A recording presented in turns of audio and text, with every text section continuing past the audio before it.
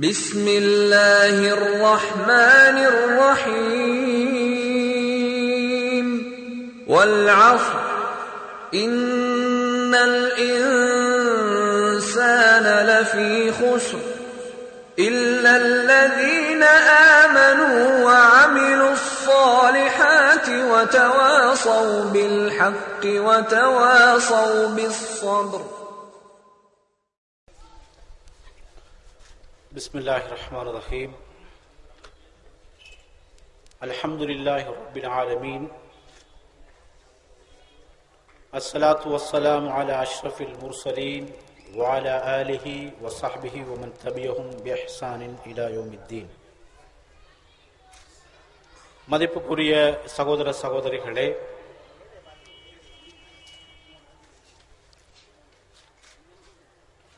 சமகால இஸ்லாமிய உலகிலே முஸ்லிம் உம்மா எதிர்கொண்டிருக்கின்ற ஒரு முக்கியமான மிகப்பெரிய சவால் இன்று ஷியாக்களுக்கும் சுன்னிகளுக்கும் இடையிலே நடைபெற்று வருகின்ற உலக அளவிலான மோதல்.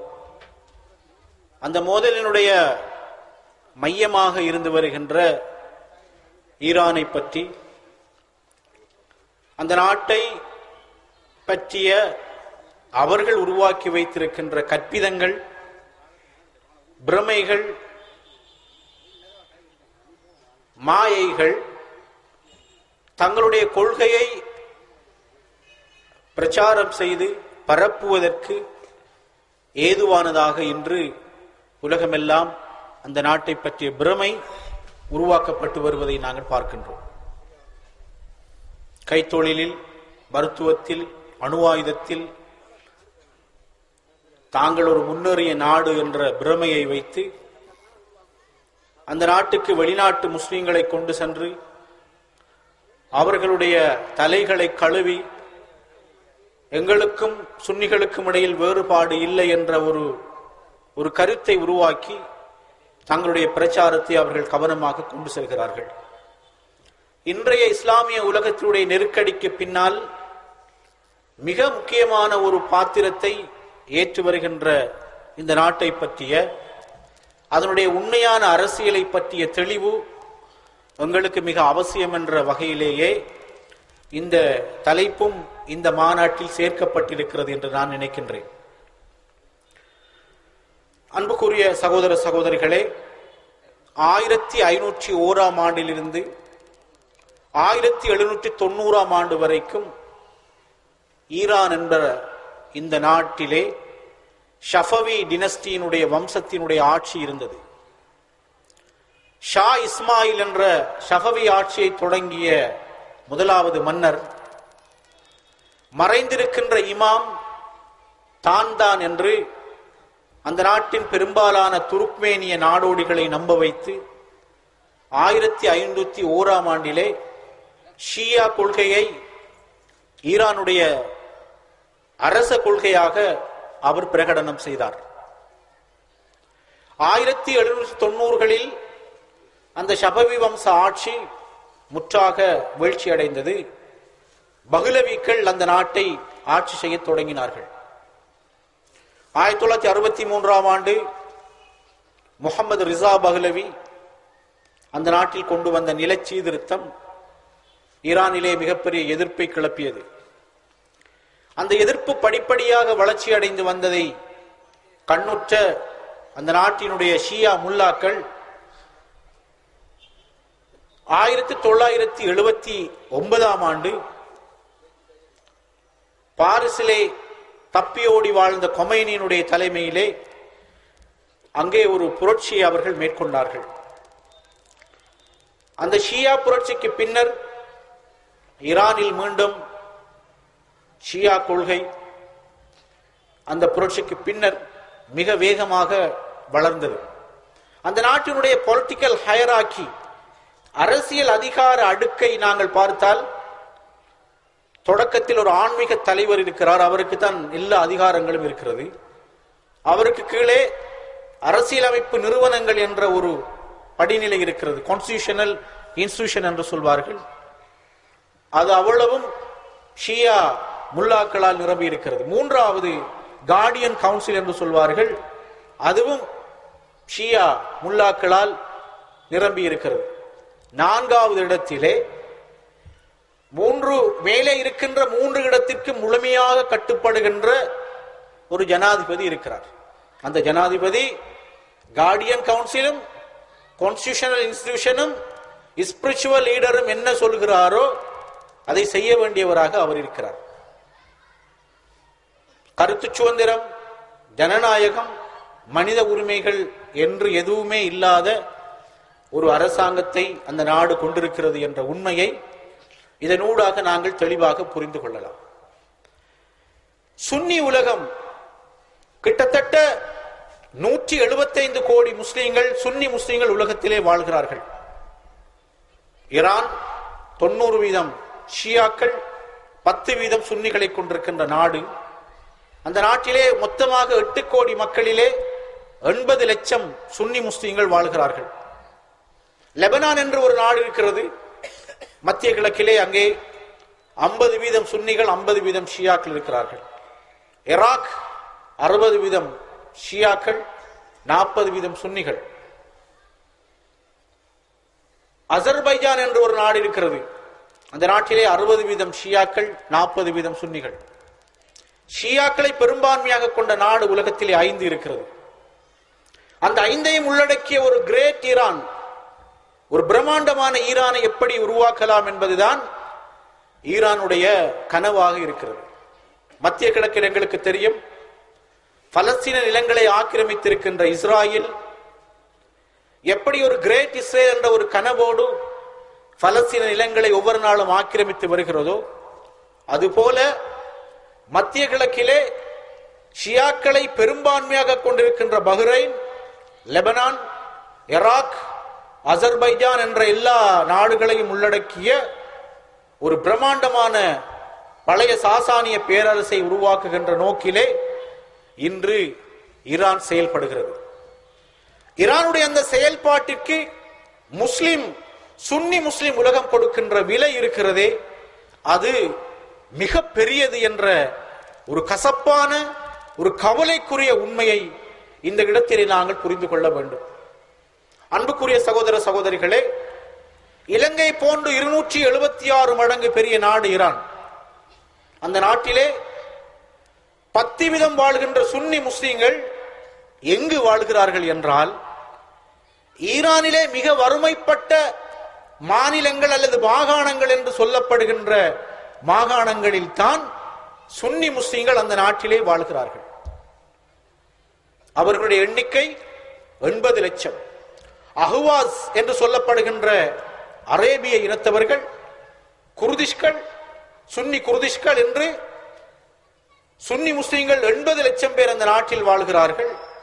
பொருளாதார திட்டங்களில், அபிவிருத்தி திட்டங்களில் எல்லாவற்றிலும் புறக்கணிக்கப்பட்டவர்களாக ஈரானிலே சிறுபான்மை சுன்னி முஸ்லிம்கள் வாழ்கிறார்கள். இதில் உள்ள மிக வேடிக்கையான, மிக கவலைக்கிடமான ஒரு உண்மை என்னவென்றால், 3,50,000 யகூதிகள் அந்த நாட்டிலே வாழ்கிறார்கள். அவர்களுக்கு பரிபூரணமான கலாச்சார சமய சுதந்திரத்தை ஈரான் வழங்கி இருக்கிறது. ஆனால் சுன்னி முஸ்லிம்களுக்கு பள்ளி கட்ட முடியாது, மதரசாக்கள் அமைக்க முடியாது. தலைநகரத்தில் சுன்னி முஸ்லிம்களுக்கு என்று இதுவரைக்கும் ஒரு பள்ளி வாயிலை கட்டுவதற்கு அந்த நாட்டிலே அனுமதி இல்லை. ஆனால் யகூதிகளுடைய சினோக் என்று சொல்லப்படுகின்ற சர்ச்சை போன்று யகூதிகளுடைய மதஸ்தாலயத்துக்கு சொல்வார்கள் சினோக், அது தெஹ்ரானிலே இருக்கிறது. கிறிஸ்தவ மைனாரிட்டியினுடைய சர்ச் இருக்கிறது, ஆனால் தெஹ்ரானிலே சுன்னி முஸ்லிம்களுக்கு பள்ளி அமைக்க முடியாது என்பது அந்த நாட்டிலே சட்டமாக இருக்கிறது. அன்புக்குரிய சகோதர சகோதரிகள், இது மட்டுமல்ல, கடந்த 2015 ஆண்டு நவம்பர் மாதத்திலே சுன்னி முஸ்லிம்களுடைய ஒரு குர்ஆன் கிளாஸிலே கற்றுக்கொண்டிருந்த 15 முஸ்லிம்களை ஈரானுடைய குற்றப்புலனாய்வு பிரிவினர் கைது செய்தார்கள். தான் தோன்றித்தனமான கைது. சுன்னி முஸ்லிம்களுடைய பிரச்சாரகர்களை கொண்டு சென்று தேச துரோகிகள் என்று தூக்கு தண்டனை கொடுக்கின்ற அந்த மோசமான கலாச்சாரம் எல்லாம் இன்று ஈரானிலே மலிந்திருப்பதை நாங்கள் பார்க்கின்றோம்.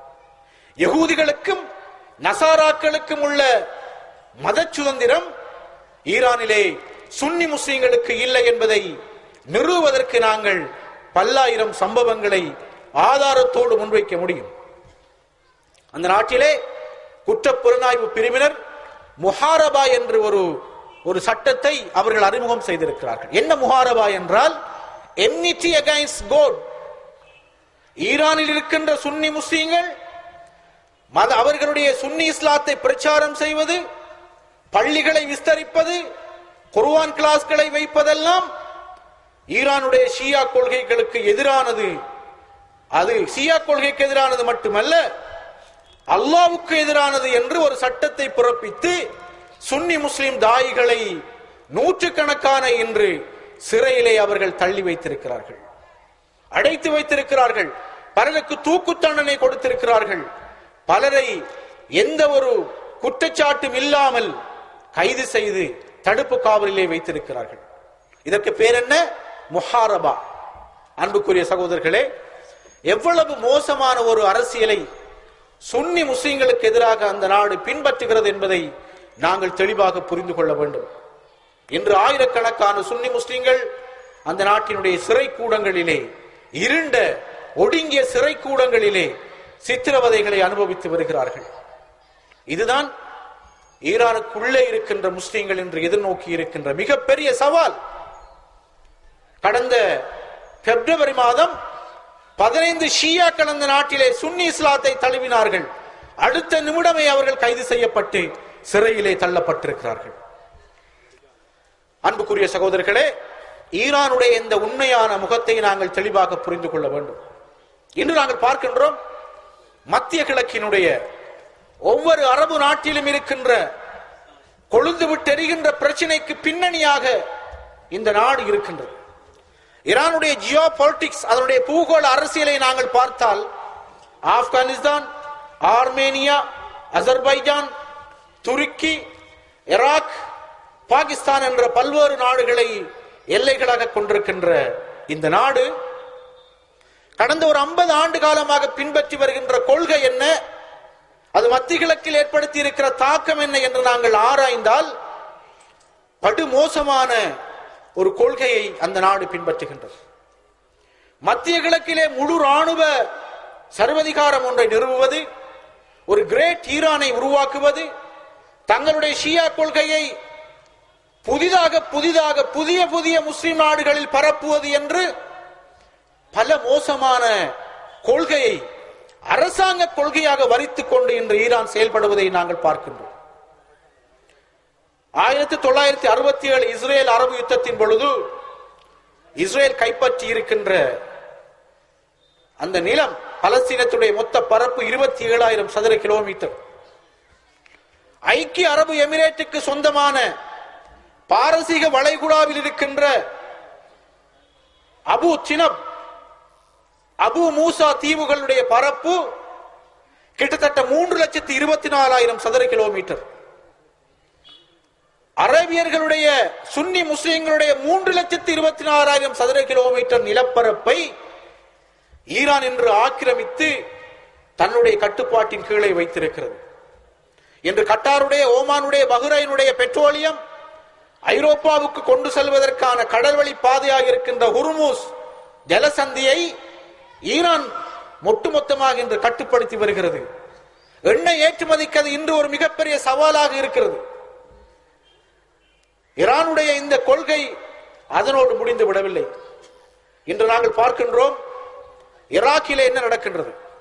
ஈராக் 5000 ஆண்டு கால பழமை வாய்ந்த நாகரிக பெருமை கொண்ட ஒரு மிகப்பெரிய முஸ்லிம் நாடு. அந்த நாட்டிலே 2003 மார்ச்சிலே ஜார்ஜ் புஷ்னுடைய தலைமையில் அந்த நாடு அமெரிக்க கூட்டுப்படையினால் ஆக்கிரமிக்கப்பட்டதை தொடர்ந்து ஈரானும் அமெரிக்காவும் ஒப்பந்தம் செய்து கொள்கின்றது. அந்த ஒப்பந்தத்திலே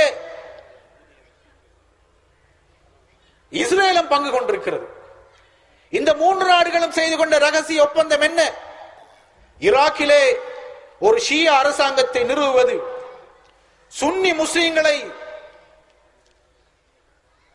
விலக்கி வைப்பது, ஓரம் கட்டுவது, குர்திஷ்களுடைய தலைமையிலே வடக்கு ஈராக்கை தனியாக பிரிப்பது என்று அவர்கள் ரகசிய ஒப்பந்தம் செய்து கொள்கிறார்கள். அமெரிக்காவினுடைய யாலே பல்கலைக்கழகத்திலிருந்து 2013 ஆண்டு ஒரு அருமையான நூல் 361 பக்கத்தில் வெளிவந்திருக்கிறது. The Threat of Persia, The Secret Dealings of Israel, Iran and the United States. அமெரிக்காவுக்கும் ஈரானுக்கும் இஸ்ரேலுக்கும் இடையிலே இருக்கின்ற ரகசியமான உறவுகள் என்ன என்று அந்த நூல் 361 பக்கங்களிலே பேசுகிறது. அது சொல்கிறது, பலஸ்தீன போராட்டத்திலே ஹரக்கத்துல் ஜிஹாதுல் இஸ்லாமி, ஹமாஸ் போன்ற இயக்கங்களுடைய போராட்டத்தை காயடிப்பதற்கு ஈரான் முழு ஆதரவை வழங்கும். ஈராக்கிலே ஒரு ஷிய அரசாங்கத்தை உருவாவதற்கு அமெரிக்கா ஆதரவளிக்கும். அதற்கு பகரமாக அரபு நாடுகளில் ஊடுருவதற்கான அனுமதியை அமெரிக்கா ஈரானுக்கு வழங்கும். யுரேனிய செறிவாக்கு திட்டத்தின் ஊடாக தன்னுடைய அணுவாயுத நடவடிக்கைகளை மேற்கொள்வதற்கு அமெரிக்கா ஈரானுக்கு இடம் கொடுக்கும் என்ற ஒப்பந்தத்தில் அவர்கள் எழுதி வைத்திருக்கிறார்கள். வெளிப்படையிலே பார்த்தால் அமெரிக்காக்கு எதிராக அவ்வப்போது அவர்கள் கோஷங்களை எழுப்புவார்கள், எதிரான நாடு என்பார்கள். ஷைத்தான் என்று கொமைனி சொன்னார். அந்த அமெரிக்க ஷைத்தானோடு இன்று உறவு கொண்டாடுகின்ற நாடு எது? ஈரான் ரகசியமாக அந்த நாட்டோடு இன்று உறவு கொண்டிருக்கிறது. ஏன்? அரபு நாடுகளுடைய ஒற்றுமையை பிளவுபடுத்த வேண்டும், அரபு நாடுகளிலே பிரச்சனைகளை உருவாக்க வேண்டும் என்றால் ஷியா கொள்கையின் அடிப்படையிலான ஈரான் வேண்டும் என்று அமெரிக்காவும் இஸ்ரேலும் எண்ணுகிறார்கள். அதற்கு இப்பொழுது ஈரான் சோரம் போகின்ற ஒரு நிலையை நாங்கள் பார்க்கின்றோம். இன்று மத்திய கிழக்கில் போராடுகின்ற ஐசிஸ் இயக்கம் சிரியாவிலே இருக்கின்ற பஷார் அல் அசதுடைய அரசுக்கு ஆதரவு அளிக்கின்ற ஒரு இயக்கம். இப்பொழுது சந்தேகம் எழுந்திருக்கிறது, ஐசிஸுக்கு பின்னணியிலே ஈரானும் இருக்கிறதா என்ற சந்தேகம் வலுவாக எழுப்பப்படுகின்றது. ஏன்? ஈரானுடைய மத்திய கிழக்கினுடைய அரசியலிலே ஈரான் வகிக்கின்ற மிக மோசமான ஒரு பாத்திரத்தினுடைய ஒரு கண்ணீர் கதையை நாங்கள் இன்று சிரியாவினுடைய எரிந்து கொண்டிருக்கின்ற அரசியல் களத்திலே பார்க்கின்றோம்.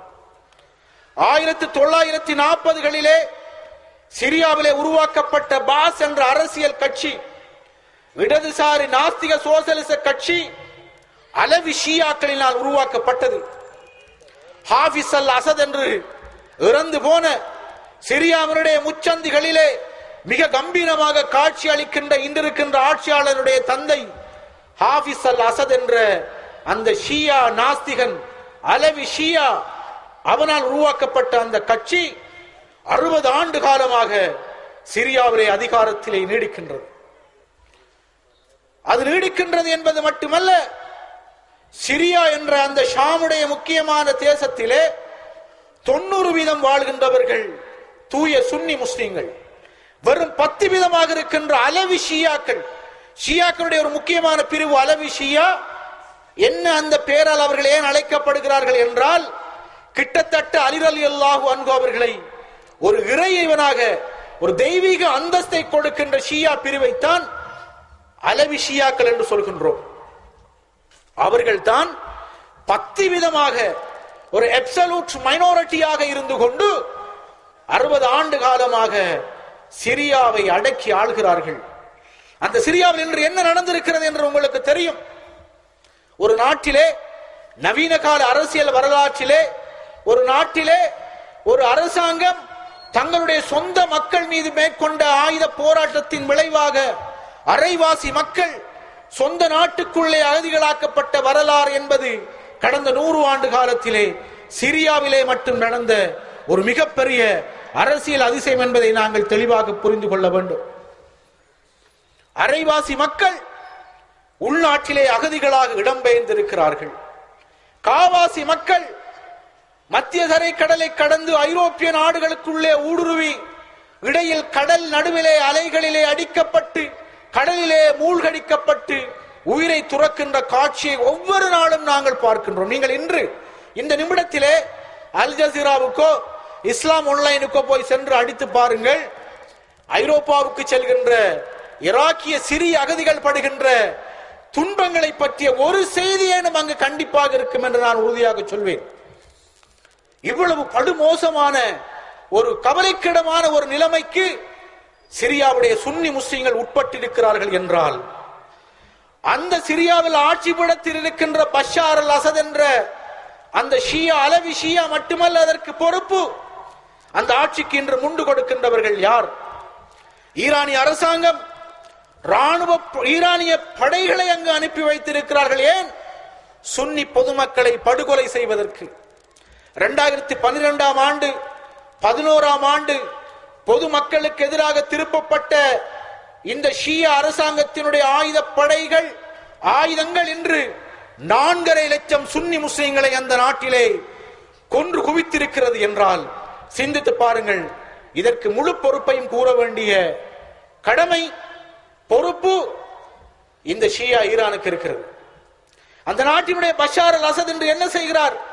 இன்று நான் இங்கு பேசிக் கொண்டிருக்கின்ற நேரத்திலே ஹலப் என்று சொல்லப்படுகின்ற வரலாற்று புகழ்மிக்க சிரியாவினுடைய நகரத்தை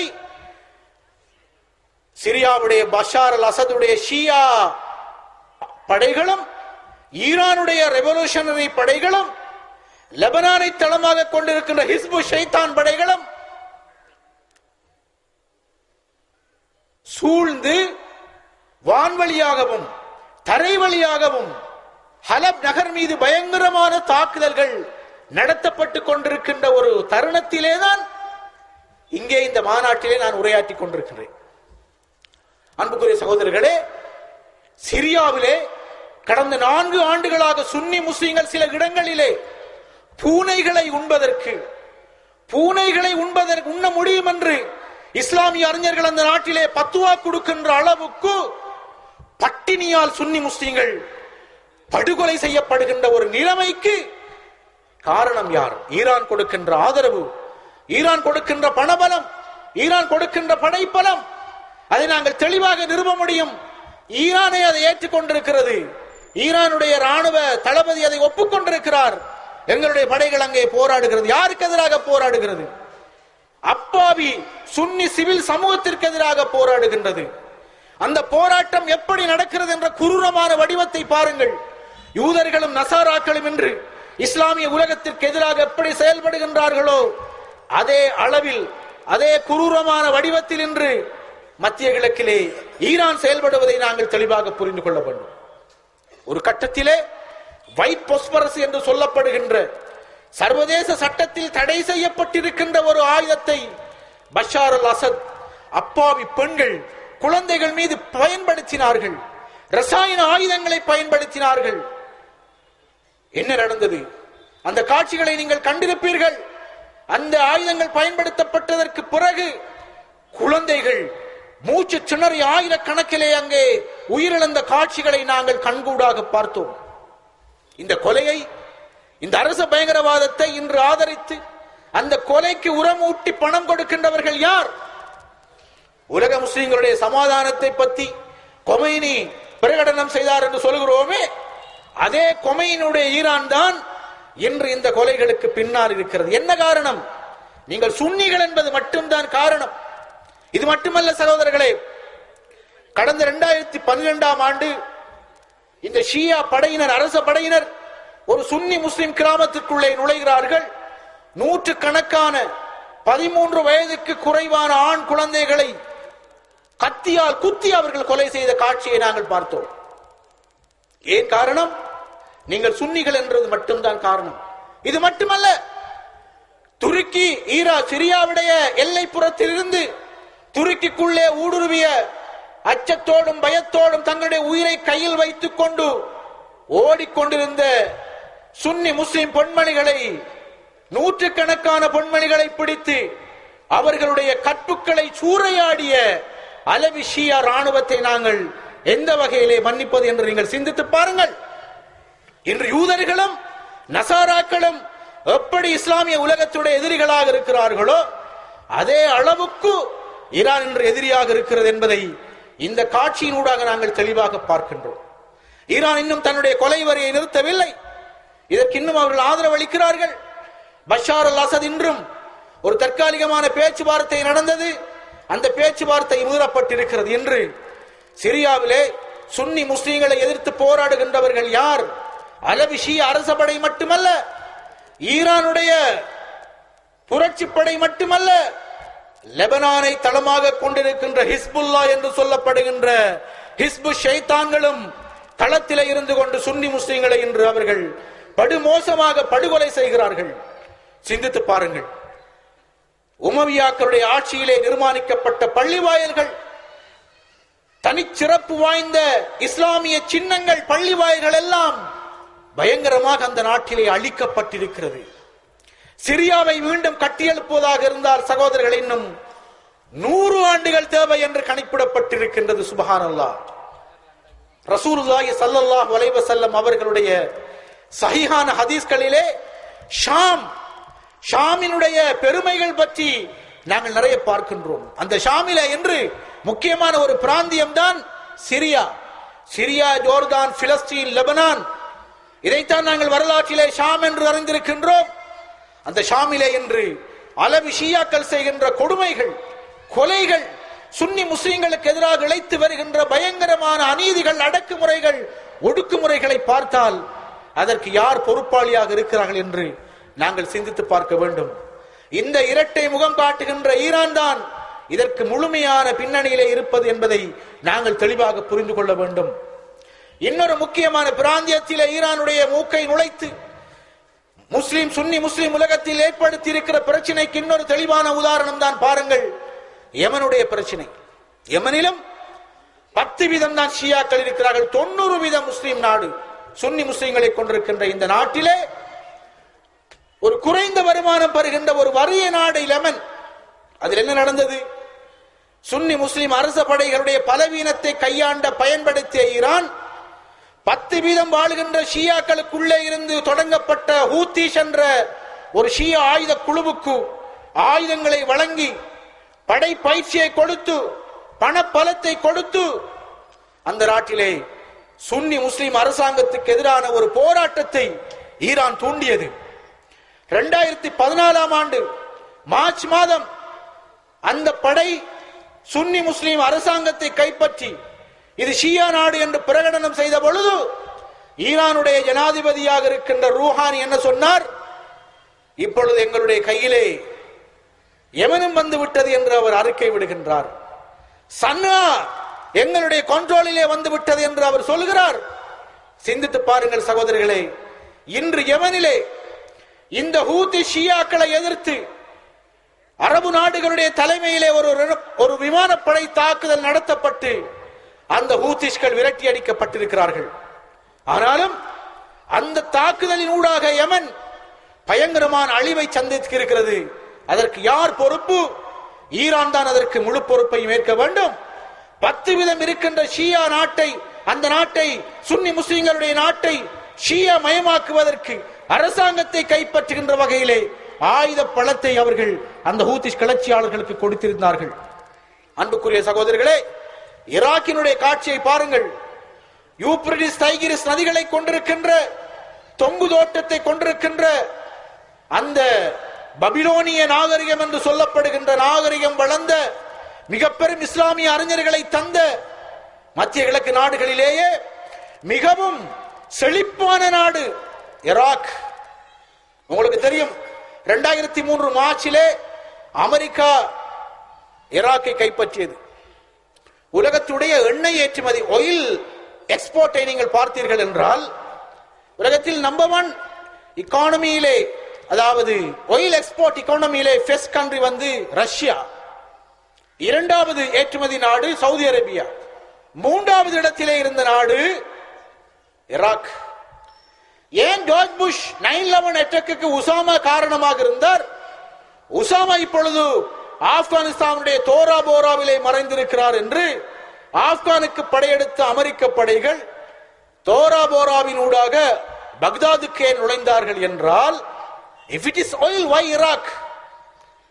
எண்ணெய் தான் என்றால் அவர்கள் வேறு ஒரு அரபு நாட்டை ஆக்கிரமித்திருக்கலாம்.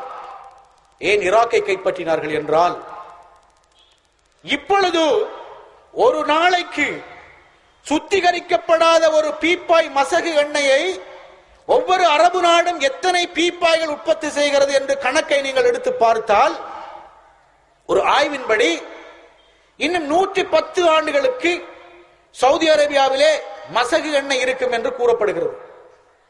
இது ஈரானிலே 60 ஆண்டுகள், குவைத்திலே 90 ஆண்டுகள், எப்படி ஒரு கணக்கை போட்டு காட்டுகின்ற ஒரு ஆய்வாளர் சொல்கிறார், இன்னும் 520 ஆண்டுகளுக்கான எண்ணெய் வளம் இருக்கின்ற ஒரே ஒரு நாடு உலகத்தில் எது என்றால் இந்த ஈராக்.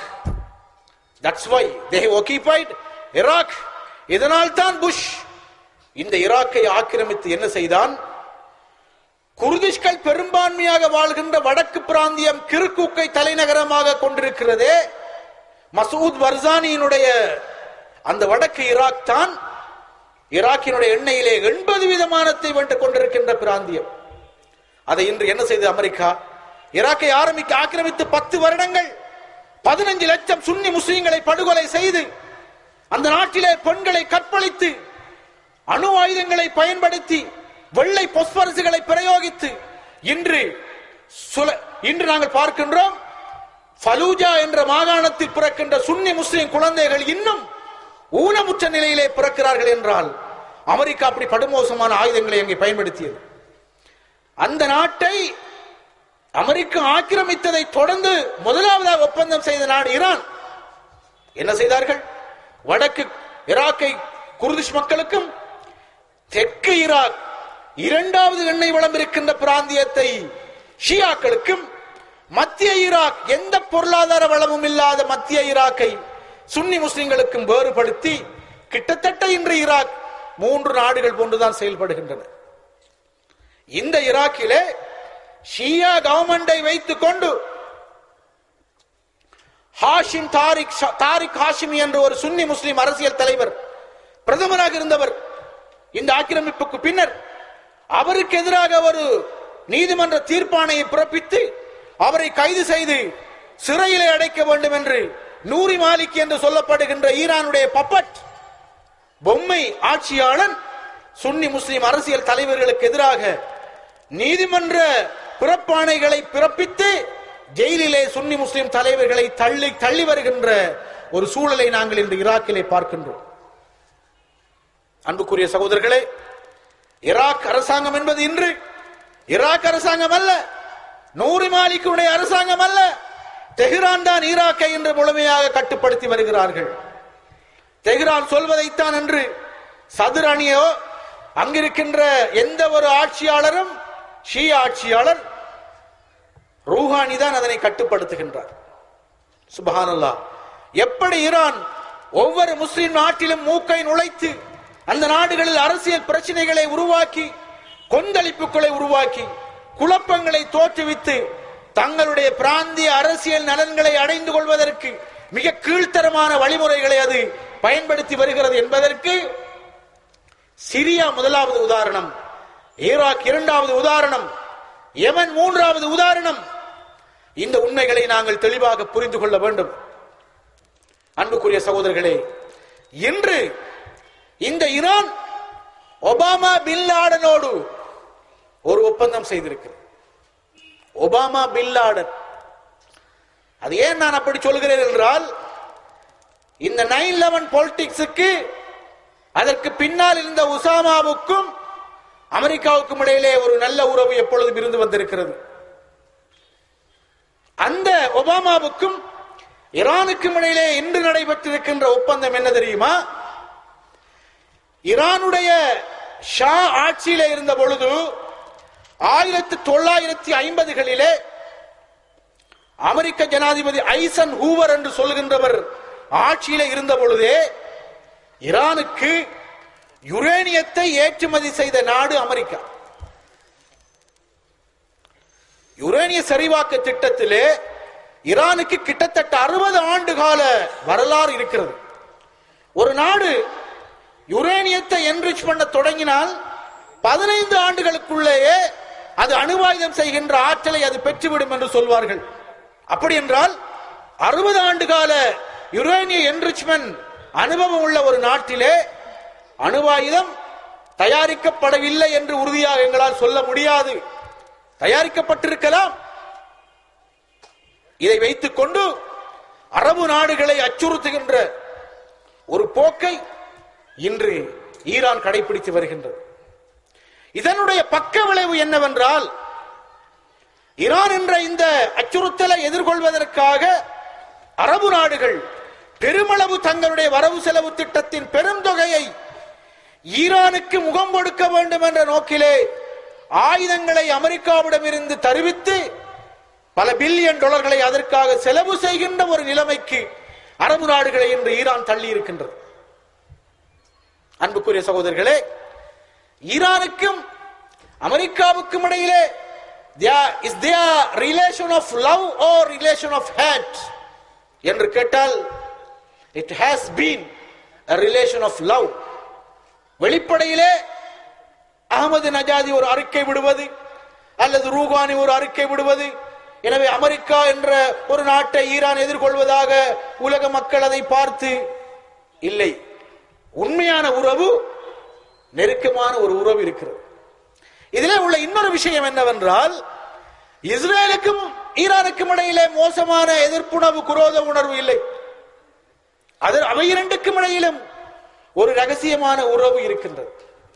ரெண்டுக்கும் இடையிலே பல ஒற்றுமைகள் இருக்கிறது. ஒன்று, Israel based on Judaism, Iran based on Shiaism. இந்த ரெண்டு மனித குலத்திற்கு எதிரான படுமோசமான ஒரு ஜாகிலிய கோட்பாட்டின் அடிப்படையிலேதான் இரண்டு நாடுகளும் உருவாக்கப்பட்டு செயல்படுகின்றன. பயங்கரமான மனித குலத்துக்கு எதிரான மத அடிப்படைவாதம் அங்கே இருக்கிறது. இரண்டாவது விஷயம், நெட்டன்யாகுவிற்கும் ரூஹானிக்கும் இடையிலே உள்ள ஒற்றுமை என்னவென்றால், இரண்டு பேரையும் தீர்மானிப்பது அந்த கொள்கை சார்ந்த மத முல்லாக்கள். அது டெல் அவீவிலும் அதான் நடக்கிறது, தெஹ்ரானிலும் அதான் நடக்கின்றது. மூன்றாவது ஒற்றுமை என்னவென்றால், they have the dreaming of great Israel. இஸ்ரேலுடைய பாராளுமன்றத்திலே தியேட்டர் ஹர்சல் என்று சொல்லப்படுகின்ற ஜைனிச கோட்பாட்டை கொண்டு வந்த ஜூஸ் ஸ்டேட் என்ற நூலை எழுதி 1800களிலே சுவிட்சர்லாந்திலே ரகசிய மாநாட்டை நடத்தி பலஸ்தீனத்தில் தங்களுக்கு யூதர்கள் கொண்ட நாட்டை உருவாக்க வேண்டும் என்று யூதர்களை அணிதிரட்டிய தியேட்டர் ஹர்சலுடைய படம் நெசட் என்று சொல்லப்படுகின்ற இஸ்ரேலுடைய பாராளுமன்றத்துக்குள்ளே தொங்குகிறது. அந்த நெசட்டுக்கு ஹெர்சலுக்கு பக்கத்திலே ஒரு படம் இருக்கிறது. என்ன படம்? தி கிரேட் இஸ்ரேலுடைய மேப். அந்த மேப்பிலே என்ன இருக்கிறது? மக்காவிலே ஒரு துண்டு, மதீனாவிலே ஒரு துண்டு, ஈராக்கினுடைய யூப்ரடிஸ் தைகிரிஸ் நதிகள், ஜோர்தான் நதி உட்பட ஒரு பிரம்மாண்டமான இஸ்ராயலை அவர்கள் படமாக வரைந்து வைத்திருக்கிறார்கள். அதான் அவர்களுடைய கடைசி இலக்கு. இதே கனவோடுதான் இன்று ஈரான் மத்திய கிழக்கில் செயல்படுகிறது. என்ன? கிரேட் ஈரான் கனவு.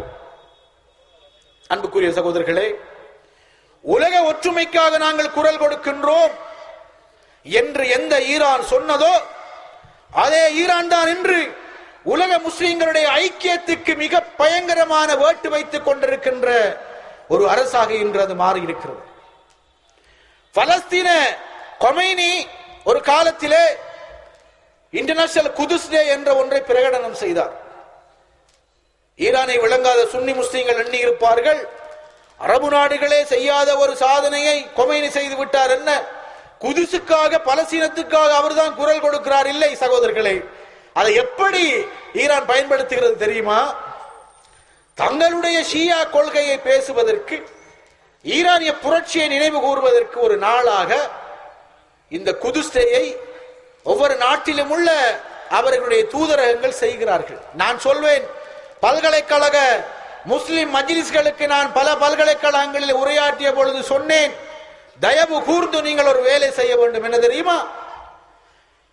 ஈரான் தூதரகத்திடமிருந்து நீங்கள் இஃப்தாருக்காக பணம் வாங்க வேண்டாம், சகருக்காக பணம் பெற வேண்டாம்.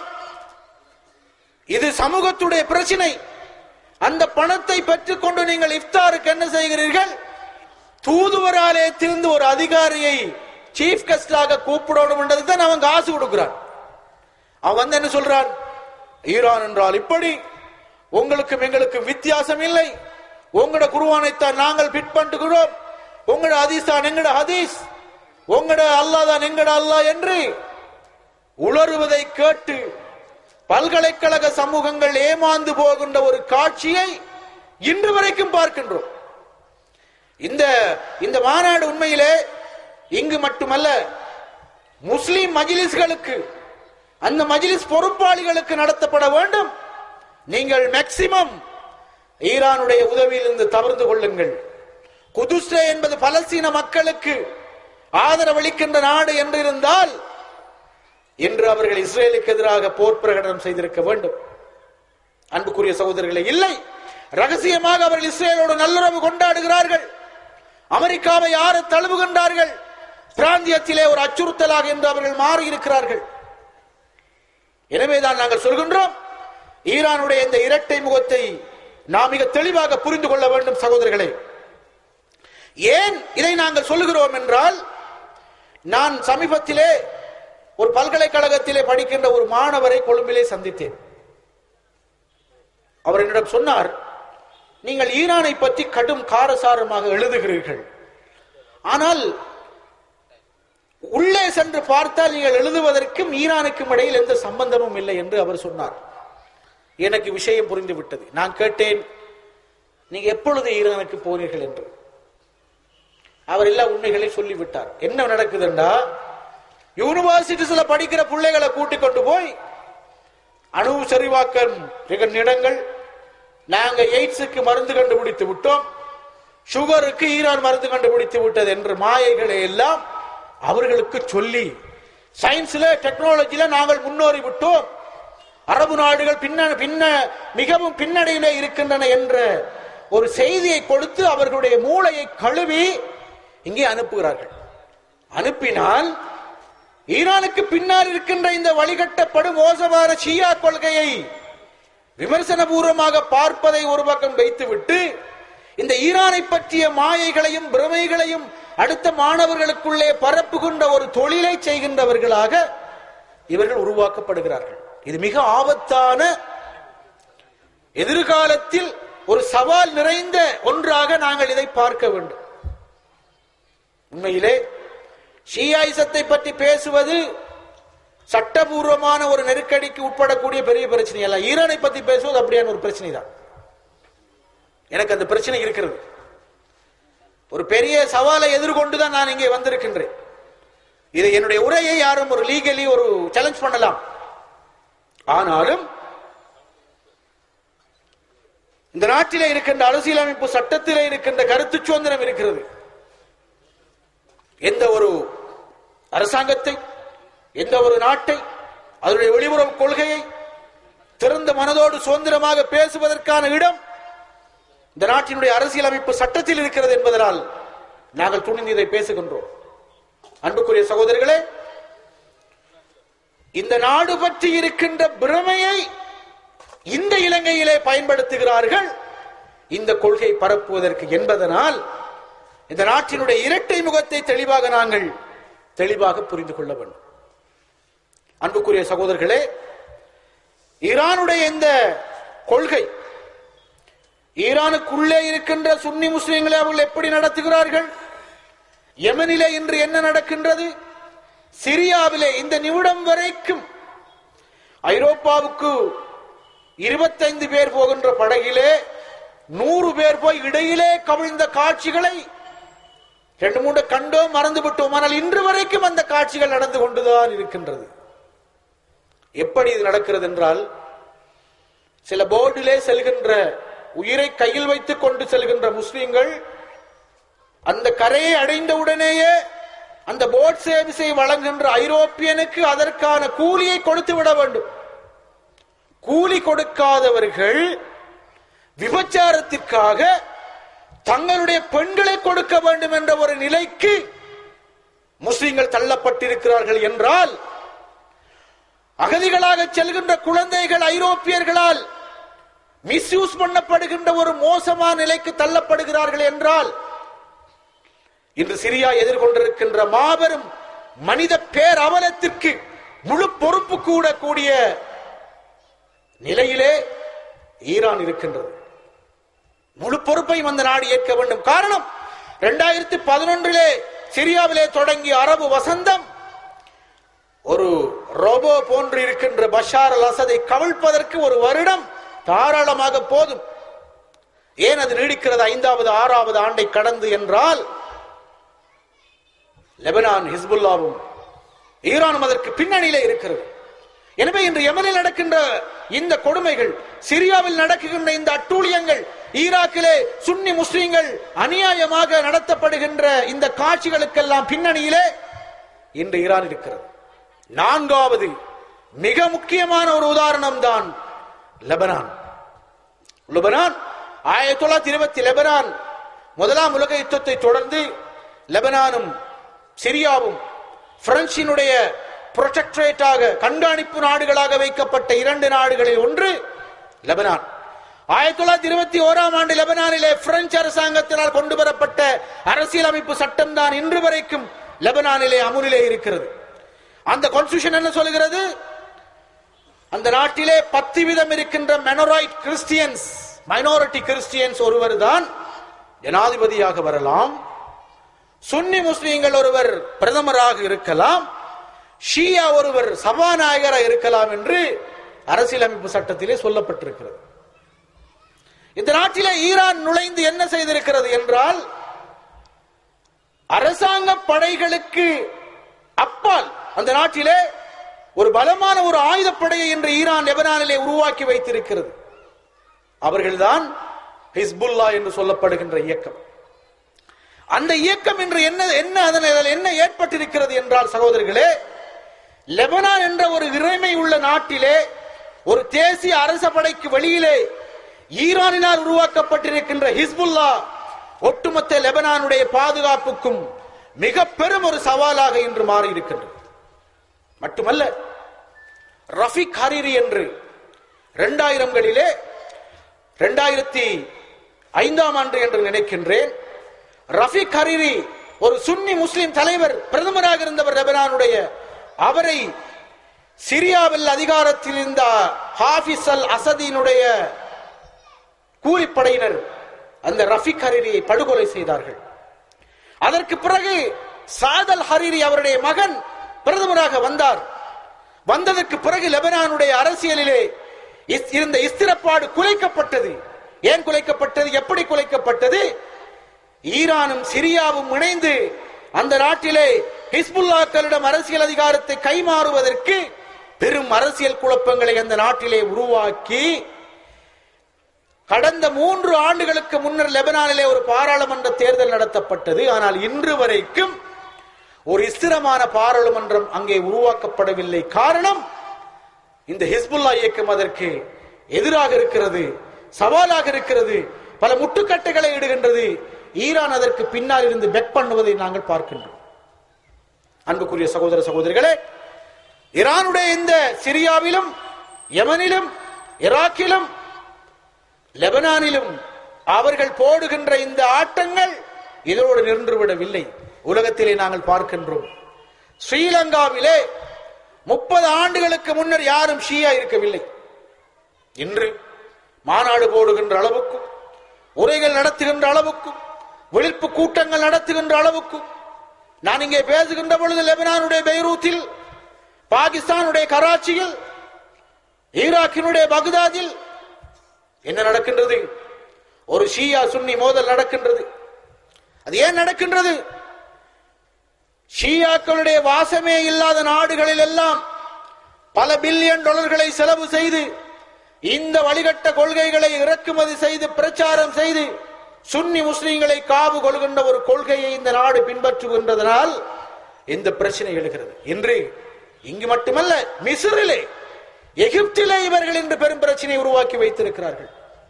கமரூஸ் தீவு, அங்கே படித்த கும் யூனிவர்சிட்டியிலே படித்த ஒருவர் தான் இப்பொழுது கமரூஸிலே ஜனாதிபதியாக இருக்கிறார். அவரின் ஊடாக அந்த நாட்டில் இந்த கொள்கையை பிரச்சாரம் செய்கிறார்கள். சுபஹானல்லாஹ். உலகமெல்லாம் என்று முஸ்லிம்களை பிளவுபடுத்தி ஐக்கியத்தை குலைத்து உள்ளே மோதல்களை உருவாக்குவதற்கு கண்டுபிடித்திருக்கின்ற ஒரு ஆயுதம் இந்த ஷியா கொள்கையை இஸ்ரேலும் அரபு மேற்கத்திய சக்திகளும் அமெரிக்காவும் சேர்ந்துதான் என்று இதை வளர்க்கின்றார்கள். ஈரான் அதற்கு முன்னணியிலே இருக்கிறது. இன்று உலகத்திலே இன்று பார்க்கின்றோம் 175 15 கோடி ஷியாக்கள் இந்த உலகத்தில் இருக்கிறார்கள். ஈரான் இருக்கின்ற 7 கோடி, லெபனானில், ஈராக்கில், பஹ்ரைனில், அசர்பைஜானில் என்று பார்த்தால் அவருடைய எண்ணிக்கை 15 கோடி. ஆனால் உலகத்திலே 185 கோடி சுன்னி முஸ்லிம்கள் இருக்கிறார்கள். 185 கோடி 1850 மில்லியன். எனவே அன்புக்குரிய சகோதரர்களே, இன்று இந்த சிரியாவில் பஷர் அல் அசதுக்கு ஆதரவாக உருவாக்கப்பட்டிருக்கின்ற இன்னொரு விஷயம்தான் இந்த ஐசிஸ் என்ற இயக்கம். அதை பற்றி பேசுவதற்கு தனியாக 2 மணித்தியாலங்கள் வேண்டும். அவர்கள் பிரதித்துவம் செய்கின்ற இஸ்லாம், உலகத்தில் இன்று வளர்க்கப்பட்டிருந்த இஸ்லாமோபோபியா என்ற கைத்தொழிலை எப்படி ஐசிஸை வைத்து அமெரிக்காவும் பிற நாடுகளும் நடத்துகிறார்கள் என்ற விவரங்களை தெளிவாக பேசுவதற்கு இன்னும் சில மணித்தியாலங்கள் தேவைப்படுகின்றது. எனவே அன்புக்குரிய சகோதரர்களே, எனக்கு வழங்கப்பட்ட 1 மணித்தியாலம் என்ற நேரத்தில் இன்னும் 6 நிமிடங்கள் இருக்கிறது. இருந்தாலும் ஏற்கனவே நிறைய நேரங்கள் இங்கே சென்று விட்டதன் காரணமாக இந்த தலைப்பை, இந்த உரையை இத்தோடு நான் நிறைவு செய்கின்றேன். அன்புக்குரிய சகோதர சகோதரிகளே, இந்த நாட்டை பற்றிய சரியான விழிப்பு கண்டிப்பாக அவசியம். எங்களுடைய இளைஞர்களை, எதிர்கால தலைமுறையினரை இந்த வழிகாட்டில் இருந்து பாதுகாத்து சரியான சீரான வழியில் அவர்களை நடத்துவதற்கு இது போன்ற விழிப்புணர்வு கூட்டங்கள் தொடர்ச்சியாக இந்த பிராந்தியத்திலும் கிழக்கு மாகாணத்தின் ஏனைய பல பகுதிகளிலும் கண்டிப்பாக நடத்தப்பட வேண்டும். இதை ஏற்பாடு செய்தவர்களுக்கு அல்லாஹ் தஆலா அருள் பாலிக்க வேண்டும். இன்று மாலை பொழுதிலிருந்து இன்று வரைக்கும் இந்த இடத்தில் அமர்ந்து கொண்டிருக்கின்ற உங்களுடைய மீசானிலே இதற்கான கூலியை அல்லாஹ் தஆலா நிறைவாக தர வேண்டும் என்ற பிரார்த்தனையோடு இந்த இடத்தில் இருந்து நிறைவுறுகிறேன். பிஸ்மில்லாஹிர் ரஹ்மானிர் ரஹீம். வல் அஸ்ர் இன்னல் இன்சான லஃபீ குஸ்ர் إلا الذين آمنوا وعملوا الصالحات وتواصوا بالحق وتواصوا بالصبر